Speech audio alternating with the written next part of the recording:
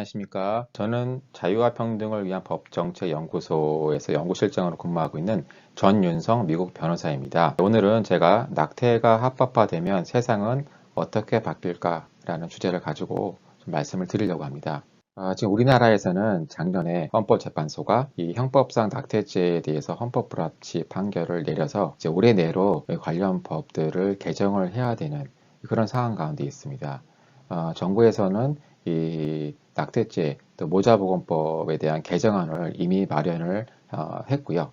또 국회에서도 여러 가지 법안들이 많이 지금 발의가 되고 있는 상황입니다. 지금 여기 사진 화면에 보시는 이 법안들도 그런 법안들 중에 하나인데요.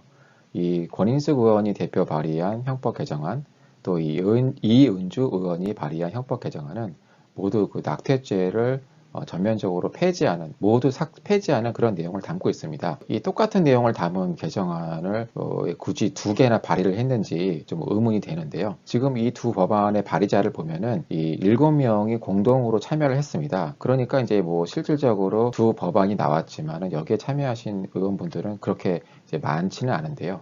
근데 지금 낙태죄를 완전히 폐지하는 것이기 때문에 많은 논란이 되고 있습니다. 우리보다 먼저 이 낙태를 합법화한 이 해외에서는 과연 어떤 일들이 발생하고 있는지를 오늘 좀 살펴보려고 합니다. 이 자료는 그 휴먼 라이프 인터내셔널이라는 단체의 올해 6월 16일 날 브라이언 클로웩스 박사가 기고한 기고문의 내용입니다. 이 기고문의 제목은 낙태된 태아의 시체가 화장품 제조에 사용된다고 라는 제목이라서 좀 충격적인 내용인데요. 이 기고문의 내용을 보면은 이런 것이 있습니다. 이 스위스 화장품 회사인 네오큐티스가 14주에 낙태된 스위스 남자의 태아에서 추출한 세포와 피부 단백질을 이용해서 주름 방지 위한 스킨크림을 제조한다는 내용인데요.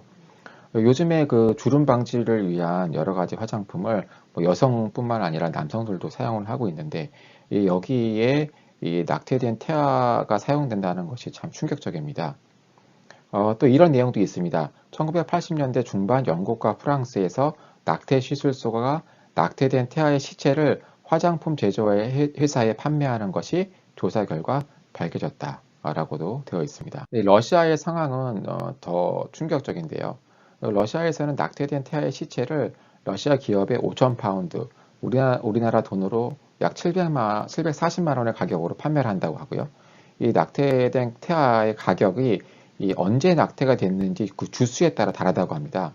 지금 그 정부가 발의한 개정안을 보면 14주까지는 무제한적으로 낙태를 허용하고 또 24주까지도 사회경제적인 사유에 따라서 낙태를 허용할 수 있도록 하고 있는데 이 낙태된 태아가 임신 주수에 따라서 가격이 다르다는 걸 보니까 참 마음이 참 아픕니다. 또 이런 내용도 있습니다. 기업들은 태아의 시체를 부위별로 분리를 해서 모스크바의 뷰티 살롱에 태아 미용 시술 재료로 판매를 하는데 미용 시술 비용이 평균 10만 파운드, 우리나라 돈으로 1억 4천만 원이라고 합니다. 낙태된 태아의 시체를 가지고 미용 시술을 한다는 것도 충격적인데 이 비용이 이렇게 어마어마하게 비싸다는 걸 보면은 이 낙태가 이 산업화가 되는 게 아닌가.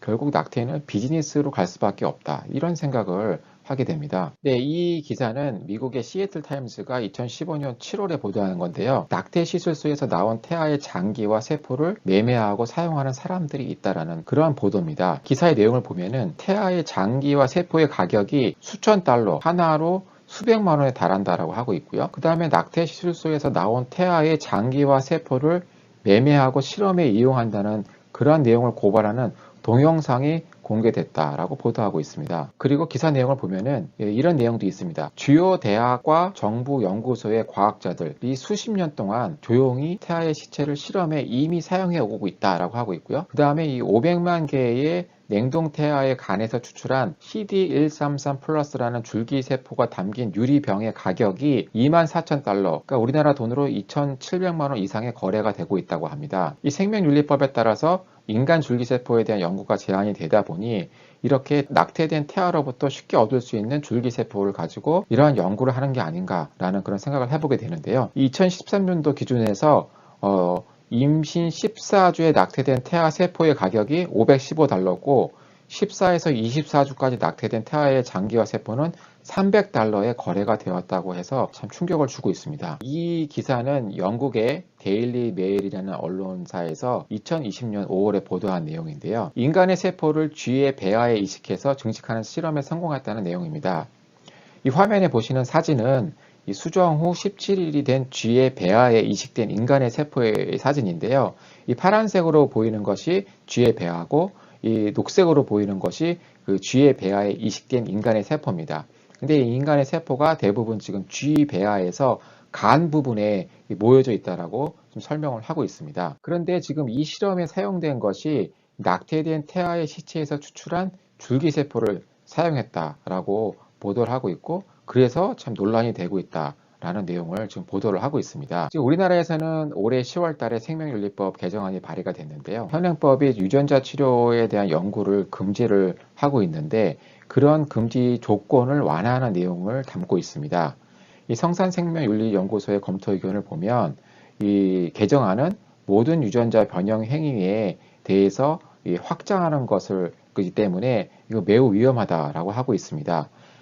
정말 이 낙태죄 개정과 맞물려서 우리나라의 생명윤리법까지도 개정이 되면 이제는 정말 생명윤리에 반하는 그러한 연구 실험, 또 이 낙태된 태아 시체에 대한 매매가 되지 않을까라는 그런 우려를 해보게 되는데요. 이제까지 말씀드린 해외 사례를 보면 정말 우리나라에서 낙태가 합법화된 이후에 어떠한 일이 발생하게 될 것인가, 참 여러 가지 많은 생각과 고민을 해보게 됩니다. 더 밝고 아름다운 세상을 만들기 위해서 지금 국회에서 진행 중인 형법 낙태죄와 모자보건법 개정이 올바른 방향으로 이루어질 수 있도록 국민 여러분들의 많은 관심과 참여를 부탁드리겠습니다. 감사합니다.